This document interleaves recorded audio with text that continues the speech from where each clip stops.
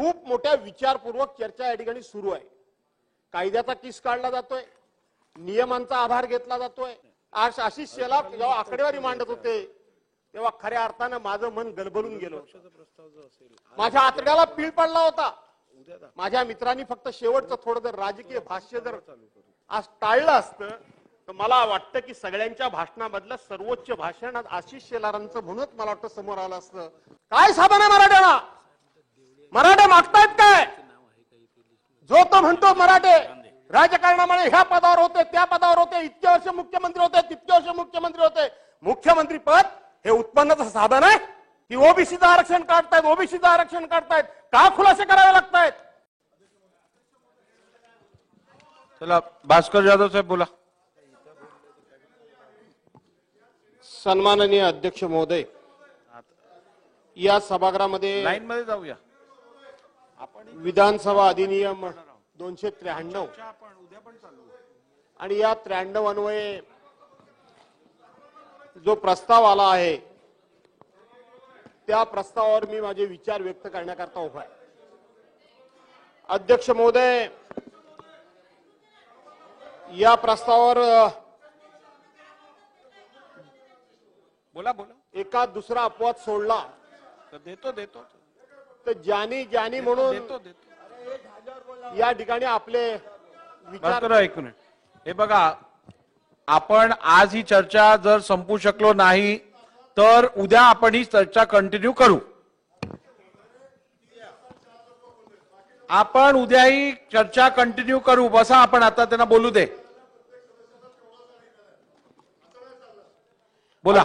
आणि म्हणून अध्यक्ष महोदय, एका दुसरा अपवाद वगळला आतापर्यंत ज्या ज्या वक्त्यांनी आपलं वक्तव्य केलं किंवा आपले विचार मांडले त्या विचारामध्ये या प्रस्तावाच्या माध्यमातून या महाराष्ट्रामध्ये कुठल्याही प्रकारे स्फोटक परिस्थिती निर्माण होऊ नये, कुठेही अशांतता निर्माण होऊ नये, किंबहुना वेगवेगळ्या समाजामध्ये जो दुरावा होऊ पाहतोय तो दुरावा न होता अधिक एकोप्यानं हा महाराष्ट्र या महाराष्ट्राच्या संस्कृतीप्रमाणे, संस्काराप्रमाणे आणि महाराष्ट्राच्या परंपरेप्रमाणे सगळे समाज एकमेकाचा आदर करून भविष्यामध्ये एकोप्यानं राहतील अशा पद्धतीचे प्रत्येकाने विचार मांडलेले आहेत। अध्यक्ष महोदय, खास करून वेगवेगळ्या समाजाचा उल्लेख करत असताना इथं धनगर समाजाला आरक्षण आहे, परंतु त्यांना एसटी मध्ये आरक्षण पाहिजे। जे कोणी दिलं होतं ते पूर्ण करावं अशी त्यांची मागणी आहे। त्याचबरोबर कोळी असतील, साळी असतील, अन्य काही वेगवेगळ्या समाजाच्या आरक्षणाचा या ठिकाणी उल्लेख केलेला आहे। परंतु या सभागृहामध्ये कालपासून जी प्रामुख्याने चर्चा होती आहे ती मराठा समाजाला आरक्षण देण्यासंदर्भातली चर्चा होती। अध्यक्ष महोदय, दोन्ही बाजूनं अतिशय संयमितपणे आणि खूप समजूतदारपणे मी मगाशी म्हटल्याप्रमाणे काही अपवाद वगळता खूप मोठ्या विचारपूर्वक चर्चा या ठिकाणी सुरू आहे। कायद्याचा किस काढला जातोय, नियमांचा आधार घेतला जातोय। काँग्रेस, राष्ट्रवादी काँग्रेसनं 2014 साली दिलेलं आरक्षण 2019 साली जे महाराष्ट्रामध्ये बदललेल्या सरकारमध्ये टिकू शकलं नाही त्याचाही उल्लेख झाला। त्याच्यानंतर 2019 मध्ये जे महाराष्ट्रामध्ये सरकार होतं त्यांनी दिलेलं आरक्षण 2019 नंतर सुप्रीम कोर्टामध्ये टिकू शकलं नाही त्याचाही या ठिकाणी उल्लेख झाला। घटनेमध्ये झालेली दुरुस्ती 102 नंबर असेल, 105 नंबर असेल, नंतरची 103 नंबर असेल, या संदर्भातली सुद्धा चर्चा या ठिकाणी झाली। आणि सर्वांनी शेवटी सांगताना असं सांगितलं की मराठा समाजाला आरक्षण मिळालंच पाहिजे आणि मराठा समाजाला आरक्षण मिळालं पाहिजे याची आकडेवारी सुद्धा प्रत्येकानं आपापल्या परीने दिली। अध्यक्ष महोदय, थोडासा मी वेगळा विचार मांडणार आहे। आपल्याला आठवत असेल, आपल्याला माहित आहे की आपल्या या हिंदुस्थानची पूर्वीची जी सामाजिक रचना झाली होती किंवा ज्याला मनुस्मृती म्हणतात त्या मनुस्मृतीमध्ये आपल्या समाजाचे 4 घटक केले गेले होते। एक घटक ब्राह्मण समाज, आणि हा ब्राह्मण समाज जन्माला येणाऱ्या मुलापासून तर तो आयुष्यातनं निघून गेल्यानंतर पुढे त्याच्या कार्यापासून सगळे जे काही विधी करायचे आहेत, काय करायचे आहेत त्याची आर्थिक व्यवस्था झाली होती। दुसरा समाज होता तो वैश्य समाज होता. वैश्य समाजाने व्यापार, दुसरा समाज होता तो वैश्य समाज होता. त्यानं व्यापार करायचा आणि व्यापार करून त्याने आपला व्यापार उद्यम चालवून त्याची सुद्धा आर्थिक उत्पन्नाचा स्रोत निर्माण झाला होता. आणि तिसरा जो घटक होता तो शूद्र होता. त्या शूद्राला अतिशय कमी दर्जाचं काम देऊन कळत न कळतपणे तो कष्टकारी म्हणून कष्टाच्या माध्यमातून सुद्धा त्याला काही ना काही उत्पन्नाची सोय केली होती. परंतु आपल्या समाज व्यवस्थेनं आणि आपल्या स्वतःच्या धर्मसंस्कृती आणि धर्म सांगण्याचा अधिकार हा फक्त आम्हालाच आहे. या लोकांनी त्या समाजाला सुद्धा प्रचंड छळलं आणि त्याच्यावर अनेक प्रकारचा अन्याय केला. आणि चौथा जो समाज राहिला तो क्षत्रिय समाज. या बाकीच्यांना कुठे ना कुठेतरी उत्पन्नाची सोय झाली होती, पण मग क्षत्रिय समाजाला उत्पन्नाचं साधन काय होतं? क्षेत्रीय समाजाला उत्पन्नाचं साधन काय होतं याचा विचार करण्याची गरज आहे. आज ही परिस्थिती का निर्माण झाली आहे?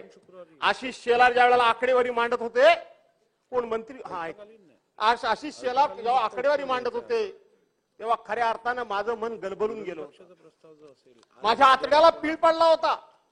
माझ्या मित्रांनी फक्त शेवटचं थोडं जर राजकीय भाष्य जर आज टाळलं असतं तर मला वाटतं की सगळ्यांच्या भाषणामधलं सर्वोच्च भाषण आज आशिष शेलारांचं म्हणूनच मला वाटतं समोर आलं असतं असं मला वाटतं. आणि त्यावेळेला माझ्या पोटामध्ये अक्षरशः आतड्याला पीळ पडत होता. काय होतं मराठ्यांना काम दिलेलं अध्यक्ष महोदय? त्याला क्षत्रिय म्हणजे काय करायचं त्यानं? आज क्षत्रिय म्हणून त्यांनी दसऱ्याच्या नंतर त्या ठिकाणी सोनं लुटल्यानंतर, सोनं म्हणजे आपट्याची पानं, ते लुटल्यानंतर आपली शस्त्र बाहेर काढायची, शस्त्रांना धार काढायची आणि रयतेच्या रक्षणाकरता परकीयांचं नाही त्या काळामध्ये टोळी युद्ध असेल किंवा त्या त्या वेगळ्या वेगळ्या ठिकाणी समाजाचं आणि रयतेचं रक्षण करण्याकरता म्हणून त्या ठिकाणी तलवारी घेऊन मैदानात त्यांनी उतरायचं. आपण इतिहास चाळून बघा, पानिपतच्या युद्धापर्यंत अरे 15-15 वर्षाची, 16-16 वर्षाची, 12-12 वर्षाची पोरं त्यावेळेला कापली गेली. ती मराठ्यांची कापली गेली, मराठ्यांची कापली गेली. आपण छत्रपती शिवाजी महाराजांनी सगळे मावळे गोळा केले, त्यांनी रयत गोळा केली. पण बाकीच्या अज्ञात वेळा जर आपण बघितलं तर ते मराठ्यांनी लढाया लढायच्या आणि लढाया लढणं हेच त्याचं उत्पन्नाचं साधन होतं. दुसरं साधन काय होतं? उत्पन्नाचं साधन मराठ्यांचं हे होतं. आणि त्यांनी स्वतःच्या माना कापून घ्यायच्या आणि आम्ही रयतेचे रक्षण करते ही बिरुदावली मिरवायची. आणि मग 6 महिने 8 महिने लढाई झाल्यानंतर ते पावसाळी आपल्या घरी येत असेल आणि त्यावेळेला शेती जी काय आपली करत असेल, शेती झाली की पुन्हा दसऱ्याचा उत्सव झाला की पुन्हा लढाईवर जायचं, पुन्हा युद्धावर जायचं. स्वातंत्र्य मिळेपर्यंत नाही, या देशामध्ये इंग्रज येईपर्यंत किमान लढाई लढणं हे मराठ्यांचं उत्पन्नाचं तरी साधन होतं. पण इंग्रज ह्या देशामध्ये आले आणि इंग्रजांनी बघितलं आणि हेरलं. आणि इंग्रज खूप चाणाक्ष होते, आपल्या सर्वांना माहित आहे. त्यांनी बघितलं या मराठ्यांना जर आपण अशा पद्धतीनं सैन्य दलामध्ये जर प्रमुख म्हणून ठेवलं तर हे मराठे कधी जर उलटले तर आपल्याला सुद्धा कापून काढतील.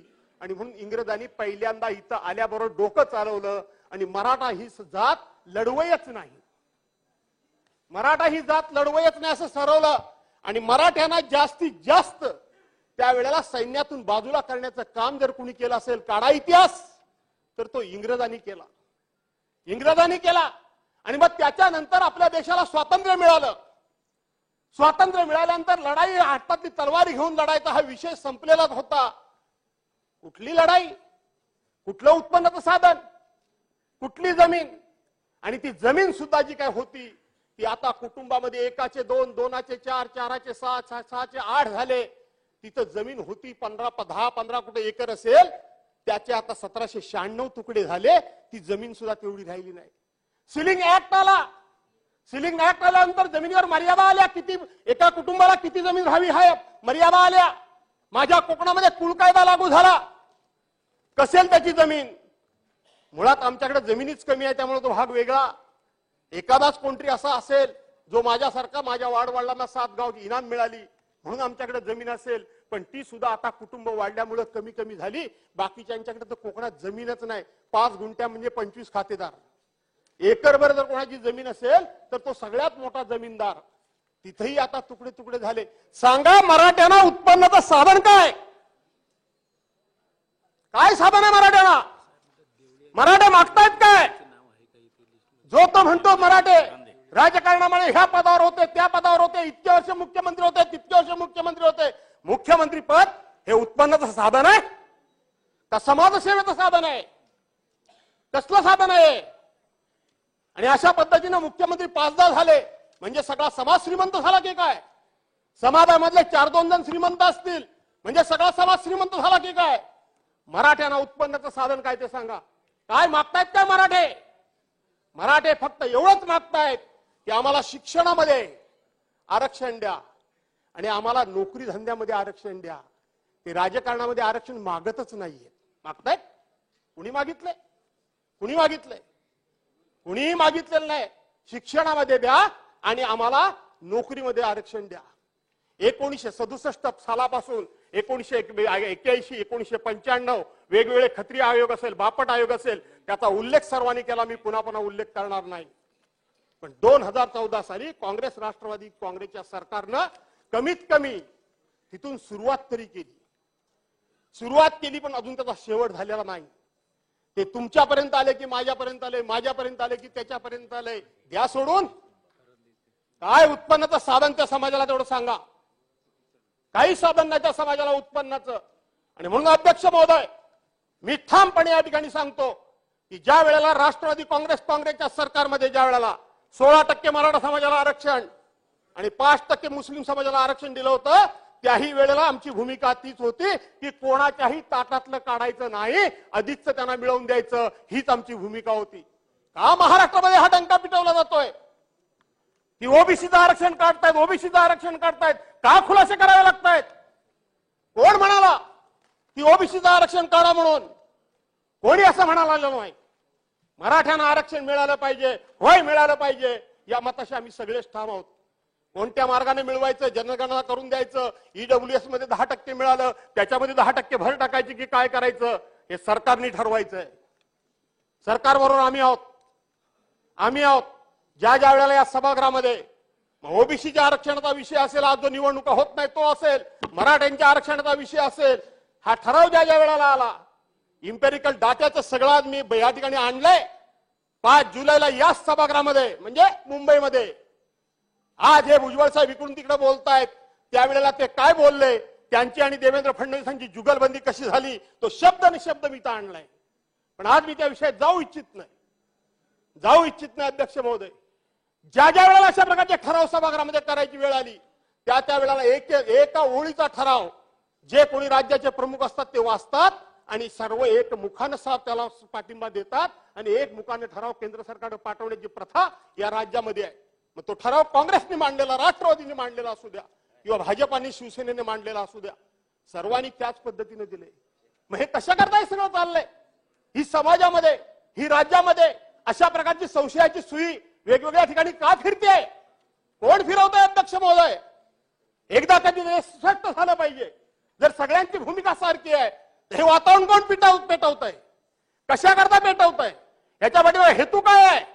आता सुद्धा भुजबळ साहेबांचं भाषण, ते गेले तर बाहेर येतील, ते आल्याशिवाय राहणार नाहीत. फक्त एकांगी भाषण जर कोणाचं झालं असेल तर ते भुजबळ साहेबांचं झालं. नाव घेऊन सांगतो मी. एकांगी भाषण, तुलनात्मक भाषण. या समाजाला काय मिळालं, त्या समाजाला काय मिळालं, ह्यांना एवढं मिळालं, मग ह्यांना का नाही मिळत, मग ह्यांना द्या, हे माझी मागणी आहे. कोणाकडे मागणी मागताय तुम्ही? मागणी कोणाकडे मागताय तुम्ही? सरकारमध्ये, आम्ही विरोधी पक्षामध्ये, आमच्याकडे मागणी मागताय? आमच्याकडे मागणी मागताय? अरे तुम्ही सरकारमध्ये आयुष्यभर जवळ तुम्ही सरकारमध्ये आहात का? हा पराभव कोणाचा आहे? इतके वर्षांतर ह्यांना हे मिळालं नाही, तितके वर्ष त्यांना कोण मिळालं. आम्ही तुमच्या बरोबर आहोत. काल सुद्धा पृथ्वीराज बाबांनी सांगितलं की चला आपण माननीय पंतप्रधानांच्याकडे सगळ्यांनी मिळून जाऊ. कोण नाही म्हणताय, पण त्यांचं कसं चाललं होतं? आम्हाला पाहिजे ते तुम्ही द्या आणि तुम्हाला पाहिजे ते तुम्हीच घ्या. हे कसं काय शक्य आहे? मंत्रिमंडळामध्ये तुम्ही मंत्रिमंडळाचे सदस्य आहात, सिनियर आहात, तुमच्या शब्दाला किती वजन आहे ते मला चांगलं माहिती आहे. इथं व्यक्तिगत विषय घेऊन आम्ही सभागृहाचा उपयोग करून घेणार आहोत का? सामुदायिक विषय मांडला पाहिजे, सामाजिक विषय मांडला पाहिजे, सर्वसमावेशक विषय मांडला पाहिजे. या सभागृहातून कुठल्याही प्रकारचा असा संदेश जाता कामा नये की व्यक्तिगत मी ह्या घटकाचा प्रतिनिधी आहे, तू त्या घटकाचा प्रतिनिधी आहेस, ह्याची बाजू ह्याने घेतला आणि त्याची बाजू त्याने घेतला. काय घडवायचं काय? काय घडवायचं काय महाराष्ट्रामध्ये तुम्हाला? या महाराष्ट्रामध्ये 6 महिन्यापूर्वी कधी नव्हे त्या 9 जातीय दंगली झाल्या, त्याचं कुठे ते कनेक्शन नाही इथं. 9 जातीय दंगली झाल्या, ज्या शाहू महाराजांनी सामाजिक समतेचा धडा आणि सामाजिक समता म्हणजे काय असते त्या सगळ्या समाजाला जो न्याय दिला, त्या शाहू महाराजांच्या कोल्हापूरमध्ये सुद्धा जातीय दंगल होते. हे कधीच घडलं नव्हतं. हे कधी आली होती ना बाहेरून लोक, हे कसं घडू शकतं? काय याच्या पाठीमागं? त्यातला तो एक भाई मला वाटतं पाठ पुरा झाला नाही म्हणून दुसरं पाणी या ठिकाणी उलटलं गेलंय की काय समाजाच्या नावाखाली. याचा सुद्धा शोध राज्य सरकारने घेतला पाहिजे. राज्य सरकारने घेतला पाहिजे. मनोज जरांगे पाटलांची मी बाजू घेत नाही. काल इथं अशोकराव चव्हाणांनी सांगितलं की त्यांच्या आयुष्यामध्ये 35 आंदोलनं त्यांनी केली. 35. आम्हाला वाटलं होतं काल परवाच्या ह्या सगळ्या प्रकारानंतर मनोज जरांगे पाटील तोपर्यंत आमच्यासारख्याला कोण होते माहितच नाही. खरं सांगायला गेलं तर का लाठीचार्ज झाला? का लाठीचार्ज का झाला? 58 मोर्चे मराठा समाजाचे झाले. जगाच्या इतिहासामध्ये गिनीज बुक ऑफ वर्ल्ड मध्ये ज्याची नोंद झाली, काय नोंद झाली की इतके शिस्तप्रिय, शांतताप्रिय, कुठेही पोलिसाची गरज न लागता, रस्त्यावर कागदाचा एखादा कपटा न टाकता, कोणाच्याही निषेधाची एकही घोषणा न देता 5, 20, 25 लाख लोकांचे मोर्चे शिस्तबद्ध कसे निघू शकतात त्याचा आदर्श अख्ख्या जगाने घेतला. एवढे मोर्चे झाल्यानंतर दंगल कुठं उसळली नाही. एवढी दंगल झाल्यानंतर उसळली नाही. काय सांगताय काय तुम्ही? काय म्हणत होते काल प्रकाश दादा सोळंके? काल तिथं त्यांचं घर जाळलं गेलं, त्याच्यात भावना व्यक्त केली गेली. भुजबळ साहेब काय म्हणाले की आयरे माझ्या समोर बसला होता आणि मी एसपीला फोन केला की त्याच्या घरावर ते चालत जातील.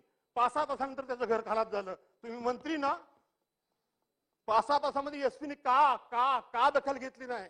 कोणाकडे बोट आहे तुमचं? आमच्याकडे. काल प्रकाश दादा सांगत होते, मीही ते टीव्हीत स्वतःहून बघितलंय. त्यांच्या घराभोवती अनेक पोलीस होते आणि त्यांचं घर जाळलं जात होतं, दगड फेकले जात होते, काय काय केलं होतं आणि पोलीस पाठीवर हात बांधून घेत होते. कुणी त्यांचे हात कुणी बांधले होते? हात कुणी बांधले होते? जे जरांगे पाटील उपोषणाला बसले होते तिथं महिला भजन करत होत्या, सामान्य माणसं होती. कुणी लाठीचार्जचा आदेश दिला? कुणी अश्रुधुराचा आदेश दिला? कुणी गोळीबाराचा आदेश दिला? काय कायदा सांगतो? गोळीबाराचा आदेश कोण साधा एखादा इन्स्पेक्टर त्या ठिकाणी देऊ शकतो? काय इन्स्पेक्टर देऊ शकतो? कोण आहे त्याच्या माग? हे खरं महाराष्ट्राला कळलं पाहिजे. ही एवढी घरं यांची जळेपर्यंत पोलीस कारवाई करत नाही. आणि काय जरांगे पाटलांच्या त्या आंदोलनामध्ये पोलिसांना मार पडला. अरे याला कव्हर फायर म्हणतात. कव्हर फायर ही कव्हर फायर आहे. पोलिसांना मार पडला नसेल असं माझं म्हणणं नाही. पहिली सुरुवात कुणी केली ती शोधा. त्या ठिकाणी भजन पूजन करणाऱ्या महिला, वर्ष 1.5 वर्षाची बालकं जखमी कशी झाली?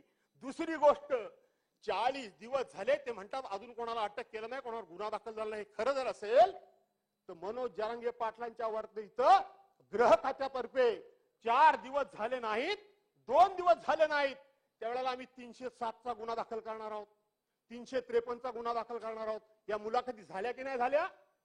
कोण जाणार आहे? आता हे जे काय सांगतात की त्यांनी जायला पाहिजे होतं दवाखान्यात, त्यांनी जायला पाहिजे होतं पोलीस स्टेशन मध्ये, कोण जाईल? स्वतःच्या हाताने स्वतःचा पुरावा निर्माण केल्यासारखं होईल. हे बघा मला पोलिसांनी मारले, मला लागले, याचा अर्थ तू होतास, पकड याला. कधीही कुठेही दंगल झाली, जातीय दंगल झाली, समाजामध्ये दंगल झाली तर कोणती कलम कधी लावली जातात याचा दुरान्वयाने पहिल्यांदा उल्लेख केला जात नाही. कायद्यामध्ये तरतूद ही आहे की पहिल्यांदा सामाजिक शांतता होऊ द्या आणि मग नंतर आयडेंटिफाय करून सगळ्यांना शोधून त्यांच्यावर कलम काय लावायची ते लावूया. इथं तर मला हा पहिलाच वेगळा प्रकार दिसला की अगोदरच कलम जाहीर. कोण येईल? कोणी येणार नाही, पण याने शांतता मिळणार नाही. काल अशोकराव चव्हाणांनी सांगितलं ते बरोबर सांगितलं. एक सामान्यातला सामान्य माणूस ज्याला काही मिळवायचं नाही, त्याने फक्त आणि फक्त समाजाचा विश्वास पाठीशी निर्माण केलाय, तो समाज त्याच्याकरता काहीही करायला तयार होईल. त्याला राजकीय फायदा काहीच उठवायचा नाही. आणि आता तर राजेश भैयाने सांगितलं की माझ्या कारकिर्दीत सुद्धा हा माणूस सातत्याने 190 दिवस त्यांनी उपोषण आणि मोर्चे काढले होते. आणि म्हणून अध्यक्ष महोदय, माझी विनंती आहे की सभागृहाचा डेकोरम जो बिघडवायचा प्रयत्न होतोय तो होऊ देऊ नका. सर्वांनी अतिशय दर्जेदार चर्चा केल्या. सर्वांना सामाजिक या ठिकाणी सलोखा पाहिजे. कुठेही वाद नको आहे. मराठा समाज तुम्ही सगळे म्हणता, अरे एकाची इतकी वाईट परिस्थिती आहे. जे आम्ही कोकणातून येतो त्या कोकणामध्ये आम्ही कधी गरिबी म्हणत नाही. पण आमच्याकडे एक पद्धत आहे की 7 दिवस जेवायला नसलं ना तरी बाहेरून जेव्हा घरातून येईल तेव्हा 5 वर्षाच्या बरणीतलं शिळं तूप कुठलं तरी मिशीला लावून येणार. म्हणजे तेल पण नाही भाजीत टाकायला. रुबाब काय आमचा की आम्ही या ठिकाणी मिशीला पीळ भरून येतो, हे दाखवतो. पण घरात परिस्थिती काय असते ती प्रत्येकाला माहिती आहे. आम्ही नशीबवान आहोत. आमच्याकडे कोणी कर्ज काढत नाही. सावेजी कोणीच काढत नाही. आम्ही कर्ज काढत नाही. आमच्याकडे कुठलाही मुलीबाळींच्या लग्नामध्ये आम्हाला हुंडा द्यावा लागत नाही. आम्ही कोणाकडनं घेत नाही. आम्हाला द्यावा लागत नाही. तुमच्या मराठवाड्यात विदर्भात मी ऐकलंय, खरं असेल तर रागवू नका माझ्यावर. शिपाई जर नवरा जर एखाद्या मुलीला मिळाला तर त्याचा हुंड्याचा रेट ठरलेला आहे. क्लार्क मिळाला तर त्याचा हुंड्याचा रेट ठरलेला आहे. साहेब मिळाला तर त्याचा आणखीन हुंड्याचा रेट ठरलेला आहे. माझ्या कोकणामध्ये हे नाही. माझ्या कोकणामध्ये सर्वसाधारणपणे दोघे एकत्र बसतात. किती लाखात लग्न होईल? 5-7 लाख रुपये. चला अर्धे दोघांनी करूया. दोघांनी करूया. दोघांची शक्यता नसली तर मी आता म्हटल्याप्रमाणे एखादा क्लार्क असेल, साहेब असेल तर लगेच 4 लोक म्हणतात काय करायचे तुला मुलीकडचे पैसे? तू एवढा पगार घेतोस ना, सगळा खर्च तूच कर. आमच्याकडे मुलगी झाली तेवढाच आनंद, मुलगा झाला तेवढाच आनंद. मुलगी पण सारखी, सून पण सारखी. आम्ही नशीबवान आहोत. पण मी महाराष्ट्रातल्या आदरणीय पवार साहेबांनी मला राज्याचा अध्यक्ष केला होता. मी महाराष्ट्रातल्या कानाकोपऱ्यात फिरलोय. मी महाराष्ट्रातल्या वेगवेगळ्या भागाची परिस्थिती बघितली आहे. आजही मी महाराष्ट्रामध्ये शिवसेनेचा नेता म्हणून फिरतोय. मी लोकांचं प्रबोधन करायचा प्रयत्न करतोय. पण इतकी मराठा समाजाची परिस्थिती वाईट आहे की सांगता येत नाही आणि सहनही होत नाही. ही परिस्थिती आहे. आणि म्हणून अध्यक्ष महोदय, मी फार भाषणाची लांबड लावत नाही. नका वाजवू बेल. माझ्याकडनं पहिलाच मी आणि बरोबर मी उभा राहिलो कितीला ते बघा. आपण पहिले इकडचे पहिलेच, पण अजून बरेच आहे फार.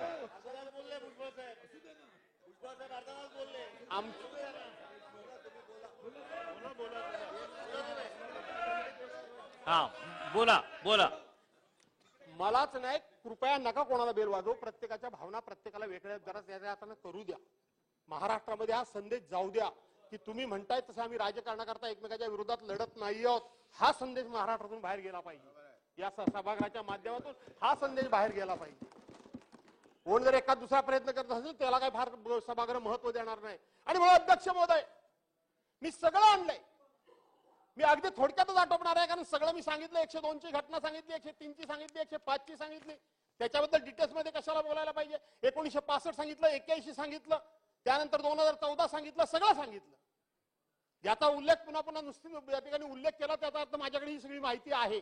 इम्पेरिकल डाटा म्हणजे काय त्याच्यावर झालेला डिबेट तोही मला माहिती आहे. हे मगासपासून ह्यांनी दोष दिला, त्यांनी दोष दिला. ज्या वेळेला उद्धव साहेबांचं सरकार होतं त्याच्यामधले हे इकडचे 9 हिरे गेलेले तिकडेच आहेत ना. हो तिकडेच आहेत ना. आमच्या वतीनं आजचे राज्याचे मुख्यमंत्री माननीय एकनाथराव शिंदे त्या समितीमध्ये होते. कशाला एकमेकांकडे आम्ही बोट दाखवायचं? आपली सगळ्यांची जबाबदारी आहे ही. अशा पद्धतीने बोट याच्याने त्याच्यावर दाखवून चालणार नाही. अशा पद्धतीने आपल्याला आपली जबाबदारी कोणालाच झटकता येणार नाही. आणि कोणी असं म्हणत नाही की आमची जबाबदारी, कारण कोणाच्या ताटातला आपण घ्यायचंच नाही. पण अध्यक्ष महोदय, मराठा समाजाला जो तो आज प्रश्न विचारतो त्यांना मला एका वाक्यात सांगायचंय. आज जो तो प्रश्न विचारतो की तुम्ही सत्तेवर होतात, तुम्ही का नाही घेतलं, तुम्ही का नाही घेऊ शकत आहात, आता आमच्याकडे कशाला मागताय किंवा आमच्यातलं कशाला मागताय. मला एका गोष्टीची आठवण सभागृहाला करून द्यायची आहे. पूर्वी ब्लॅक अँड व्हाईट सिनेमे असायचे आणि त्याच्यामध्ये एक कुटुंब असायचं. कुटुंबामध्ये प्रचंड गरिबी असायची.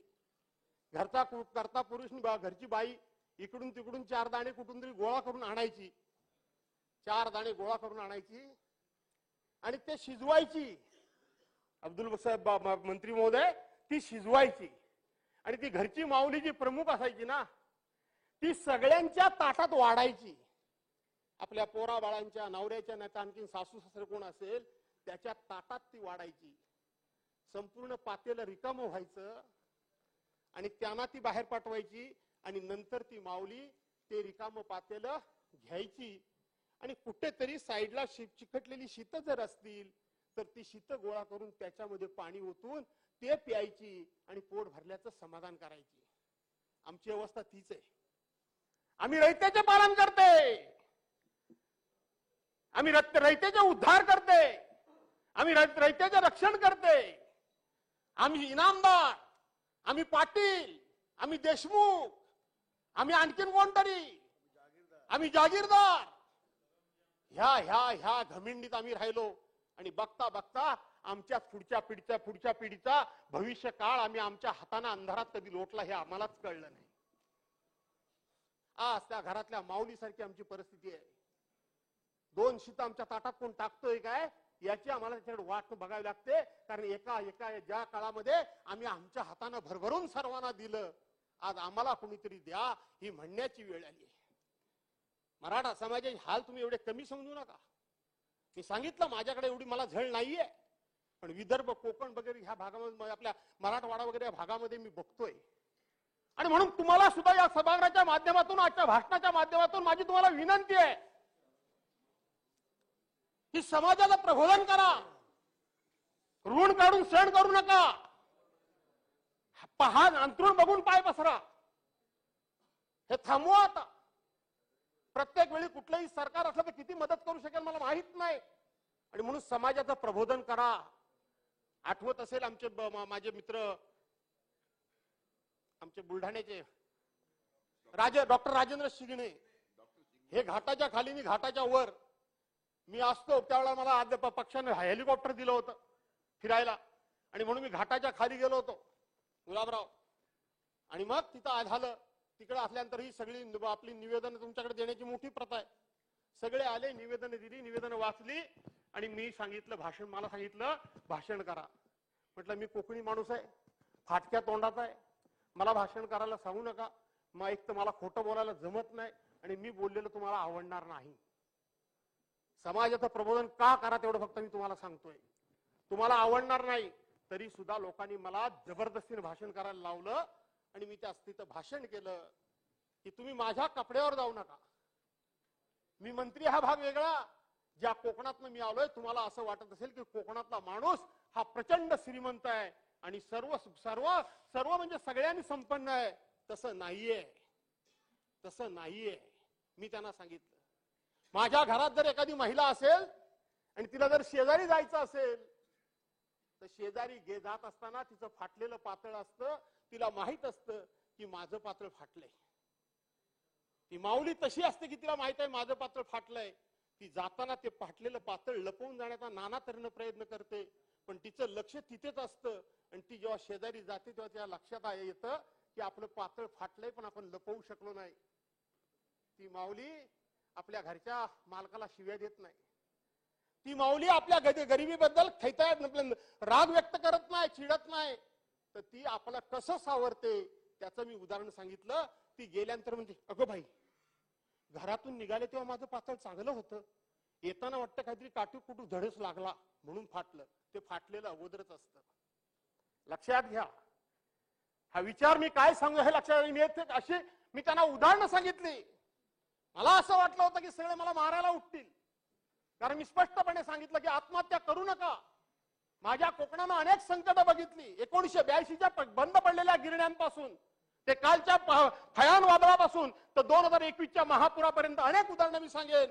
मी अभिमानानं सांगतो की प्रत्येक बाबतीला माझ्या कोकणानं ताठमानेनं सामोरा गेला. एकाही माणसानं आत्महत्या केली नाही. आणि म्हणून तुम्ही आत्महत्या करू नका असं मी विनंती केली. थोडा कडक भाषेत बोललो. चेतन तुपे यांनी माझं भाषण थांबवलं. मी गेलो, मला वाटलं तर लोक मला शिव्या देतील. तुम्हाला अभिमानानं सांगतो, मी धाडसानं सांगायला शिका, लोकांना धाडसानं सांगायला शिका. त्यानंतर तिथल्या सामाजिक संस्था आल्या आणि त्यांनी मला सांगितलं की आम्ही भागाभागात माणसं गोळा करतो आणि तुम्ही हे स्पष्टपणे तुमचे विचार मांडा, तुमच्या प्रबोधनातूनच आमच्या भागातल्या आत्महत्या कमी होतील. हे तिथल्या लोकांची भावना होती. त्याच्यानंतर मी तुमच्या घरी गेलो, आठवतो काय बघा तुम्हाला. मला एवढंच तुम्हाला सांगायचं आहे अध्यक्ष महोदय. आणि म्हणून आजच्या दिवशी मला जर प्रकर्षानं आठवण कोणाची होत असेल तर हिंदू हृदय सम्राट माननीय बाळासाहेब ठाकरेंची आठवण होतीये. आज जाती जातीबद्दल आपण बोलतो. जगाच्या पाठीवर असा एकच नेता होऊन गेला, असा एकच नेता होऊन गेला. आठवत असेल याच सभागृहामध्ये स्वर्गीय इंदिरा गांधी, आदरणीय पवार साहेब आणि स्वर्गीय बाळासाहेबांबद्दल एक कसला तरी अभिनंदनाचा ठराव आला होता. मी राष्ट्रवादी काँग्रेसमध्ये होतो आणि त्यावेळेला बाळासाहेबांना जातीवादी म्हणून काही लोक म्हणत होते. मी ताडकन मंत्री असताना उठलो. बाकी काही बोला पण बाळासाहेबांना जातीवादी बोलू नका आणि ते मी सहन करणार नाही. आणि शेकडो उदाहरणं सांगितली. आज बाळासाहेबांची मला आठवण येते. बाळासाहेबांनी तेव्हा सांगितलं होतं, अरे हे जातीचे भेदभाव करू नका रे. जातीला पोट असतं, पोटाला जात नसते. हे सांगणारे हिंदू हृदय सम्राट मान्य बाळासाहेब ठाकरे होते. जातीला पोट असतं, पोटाला जात नसते. जात बघून ही सगळी सरकारी पैशांची विभागणी करू नका. तर ज्याच्या पोटाला भूक आहे तो कुठल्याही जातीचा असू द्या, त्याला मदत करा. हे सांगणारे हिंदू हृदय सम्राट मान्य बाळासाहेब ठाकरे होते. भुजबळ साहेब सांगतात ना, मी मंडल आयोगाकरता तिकडे गेलो. खरं तर मी आता ते उगाच चिडाचिड होईल म्हणून मी सांगणार नाही, वस्तुस्थिती निराळी आहे ती. पण मी त्या आता भानगडीत जाऊ इच्छित नाही. ज्या पद्धतीनं भुजबळ साहेब बोलत होते. आज नाशिकचे डॉक्टर वसंतराव पवार हयात नाहीत, अशोक सावंत आहेत, माणिकराव कोकाटे समोर बसलेले आहेत. सांगायला गेलं तर सामाजिक द्वेष प्रत्येक कुठे कुठे भरलेला आहे. हे सगळं मला माहिती आहे. आणि म्हणून जे मुद्दे या ठिकाणी मराठा समाजाला आरक्षण देत असताना दुसऱ्याच्या ताटातलं कोणाचंही काढून घेऊ नका. ज्यांचं आरक्षण आहे त्यातलं कोणालाही हात लावू नका. किंबहुना माझ्या पक्षप्रमुखांनी सांगितलं, परवानच्या दिवशी पार्लमेंटचं स्पेशल सेशन भरवलं गेलं, 4 कायदे तिथे केले गेले. तेव्हा माझे पक्षप्रमुख माननीय उद्धव साहेब ठाकरेंनी सांगितलं होतं की तिथं सुद्धा हा आरक्षणाचा विषय मांडा आणि मराठा समाजाला आरक्षण द्या, कोणाच्याही ताटातलं न काढता. हीच माझी भूमिका आहे, माझ्या पक्षाची भूमिका आहे आणि हीच आपल्या सगळ्या सभागृहाची भूमिका आहे. आणि म्हणून माझी विनंती आहे, एकनाथराव शिंदेनी छत्रपतींच्या पायाला हात लावून त्यांनी शपथ घेतली आहे. भाबडेपणात घेतली की त्यांना कॉन्फिडन्स आहे मला माहित नाही, पण ती शपथ त्यांची खरी ठरावी. ती शपथ खोटी ठरू नये. ज्या दिवशी त्यांची शपथ ही खरी ठरेल त्या दिवशी आमचे राजकीय काही मतभेद असले तर पहिला हार घेऊन माझ्या पक्षाच्या वतीनं मी येईन, हे मी तुम्हाला सांगतो. द्या आरक्षण मराठ्याला, द्या, पण सावध राहा. तुम्हाला कोण क्रेडिटचा आहे तर काहीतरी भाग येतोय असं मला वाटतंय. ह्याचं क्रेडिट कोणाला कुठलं जाईल त्यापासून सावध राहा. नुसतेच फक्त असे उंडरून जाऊ नका अशी विनंती करतो. आणि इथं जो 293चा प्रस्ताव आला, मराठा समाजाला आरक्षण असेल, धनगर समाजाला असेल किंवा अन्य कोणकोणत्या समाजाला असेल, त्यांना आरक्षण देण्याकरता पाठिंबा जाहीर करतो. आणि मराठा समाजाला जरूर आरक्षण द्या आणि ते मिळावं आणि ते मिळेल अशी आई जगदंबेच्या चरणी प्रार्थना करून एक थांबतो. जय हिंद, जय महाराष्ट्र.